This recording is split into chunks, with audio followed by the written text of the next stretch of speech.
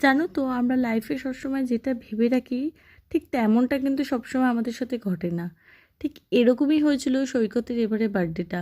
আগের বারের বার্থডেটা আমি কিছু করতে পারিনি বলেই ভেবেছিলাম এবারের বার্থডেটা আমি সৈকতের ভীষণ স্পেশালভাবে করব। কিন্তু তেমনটা হয়ে ওঠেনি। বিকজ অব আমার পায়ে ওই কালী পুজোর দিনকে বাজির জন্য একটু পায়ের তলায় পুড়ে গেছিলো, তাই জন্য আমি কিছুই করতে পারিনি একা হাতে। যেটুকু করেছি সবটাই রিভিল হয়ে গেছে সৈকতের কাছে। আমি ভেবেছিলাম পুরোটা সারপ্রাইজ রাখবো। তো সৈকতের সাথে গিয়ে আমি কেক কিনেছি, গিফট কিনেছি। দেন ওখানে গিয়ে চকলেটটাও জানতো না, চকলেটটা আমি তখনই দিয়েছিলাম, আগে থেকে কিনে রেখেছিলাম মাকে দিয়ে। দেন তারপরে একটা থামরিং কিনেছিলাম, সিলভার থামরিং, ওকে পরিয়ে দিলাম।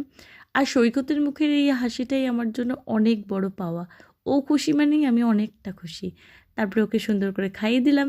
দেন আমরা ওখানে আর্সালানে গেছিলাম, বিরিয়ানি দিয়ে আজকের ডিনারটা কমপ্লিট করলাম।